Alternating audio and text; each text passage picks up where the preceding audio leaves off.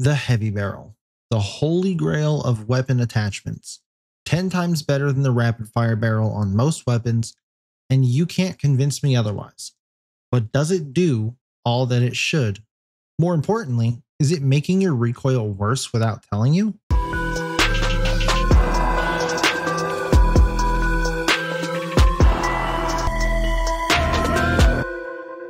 Hey guys, Nightfall here, and if you've been to my channel before, you should know by now that I'm a huge proponent of the heavy barrel, and anytime someone tells me I should have the rapid fire instead of the heavy barrel on my P90, I laugh. I laugh in their face.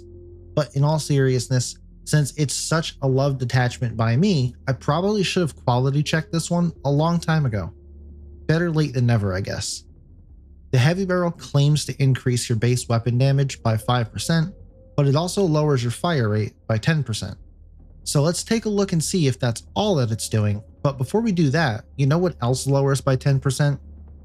Using code NIGHT when you shop on glitchenergy.com. They have tons of awesome flavors with no sugar and no disgusting aftertaste like some of the other brands. And my current favorite flavor is Smurf Juice. It's a blue raspberry flavor, not too sweet, not too sour, and it's awesome. So go check out the site, try out a starter pack, and be sure to use code NIGHT to save on your order. But let's go ahead and get back into the testing of the heavy barrel. So first up, we have our ACR as usual, and our first test is fire rate, where we see it is almost exactly on point with what our expected result was, so this one is going to be a pass. But then also looking at the recoil pattern, there does seem to be a slight increase in recoil. Not sure what that's about, but do what you want with that info and we'll keep an eye on it. Moving on to the damage testing, the ACR has a 1.4 times headshot multiplier, and with all that taken into account, everything looks on the up and up here. And then for the body shot, we see the same result as well. Nothing too crazy, but that recoil is a little suspicious. So let's see if that becomes a trend when we test out other weapons. Up next, we have our P90 representing the SMGs, and this one, again, very close to the expected result for the fire rate, so I'll give it a pass. But again, just a teeny bit more recoil going on here, and it's nothing major, but we should definitely note that it is there. On to the damage testing for the P90, and it has a headshot multiplier of 1.35. So again, this one's going to be a pass as we get exactly what we should for the headshot, and then also getting the correct result for the body shots as well. So 2 for 2, mostly passing, but that slightly increased recoil is still there, and it's kind of concerning now that it's happening more than once.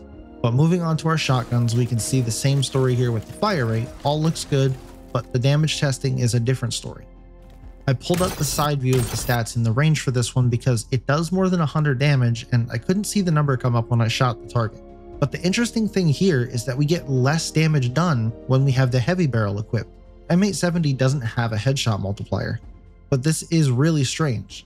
Either way, it's still taking out just about anyone in one shot unless it's a phantom, but this is going to be a fail. And even when moving over to the body shot damage test, we see the same exact thing. Less damage on the body, which if these numbers were any different than what they were before, I might be a little bit more concerned because, like I said, no headshot multiplier. But this one's also going to fail as we still get less damage done with a heavy barrel.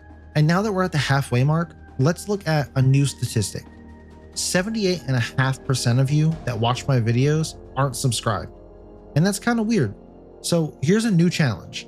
If you're not coming to my channel in hopes that my video flops, hit that subscribe button. If you truly want things to be seen, you should probably hop on the train now. We're amassing a decent sized following for what we are, and attention needs to be brought to these sort of things that we're testing. The other larger XDefiant creators aren't going to point the finger at Ubisoft for the mess ups, and as soon as Black Ops 6 comes out, I'd be willing to bet that they jump ship and temporarily forget about this game for a while. So let me help you make your voice heard by subscribing if you stand with me on calling the devs out on issues like these. But let's get back to our video. The M249 LMG's fire rate is already crazy slow compared to some other weapons we've tested already, so I'm not entirely sure why you'd handicap yourself even further and throw a heavy barrel on here.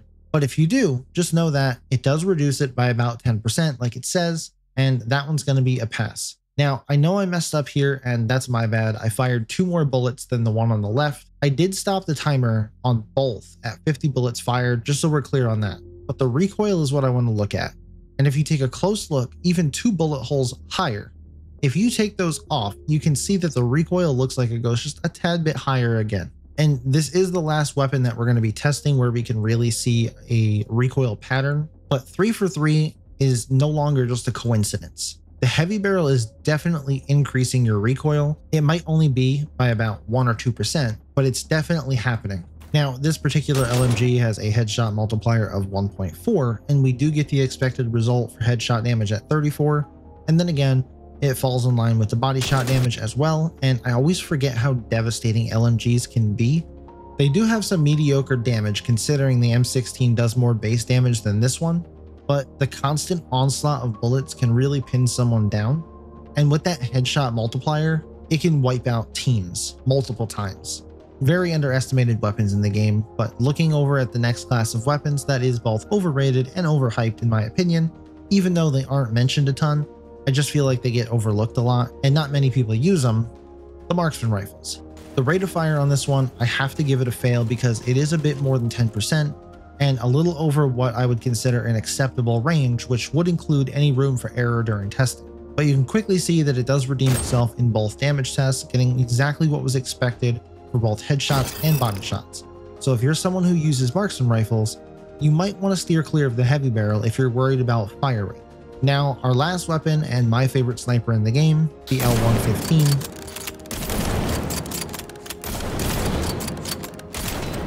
And the fire rate for this one is almost spot on. So we'll give it a pass here, and the passing trend does continue over to our damage test as well for both headshots and body shots. But let's be honest, putting a heavy barrel on a sniper in this game is about as useless as putting a chrome line barrel or the barrel extender on it. So while I felt like I had to include this in the testing just for completeness sake, this is by no means me telling you that the heavy barrel is a good option for any sniper. But that wraps up our testing for the heavy barrel, and final grade, I'll give it a pass, but I almost decided to fail it simply because of that weird recoil increase. But overall, I'd have to say that it wasn't enough to warrant major concern, but it's definitely there. So is it a good attachment, and should you be putting this on your weapons? Well, like I said moments ago, please don't put this on your snipers. There's no point.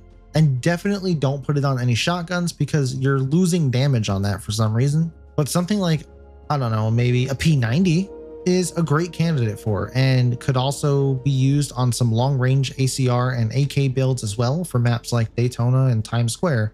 But as I've said many times before, it all comes down to how it feels to you testing it in a game. No amount of testing in the fire range is going to make up for how it feels to you during a game. So that's what I recommend that everybody do if you're going to be using new attachments on guns. Don't always rely on the firing range or the statistics that XD loadouts will tell you. So if you made it all the way to the end of this video, let me know down in the comments what builds you use the heavy barrel on, and if this video helped you at all. Make sure to leave a like, and I'll catch you in the next one.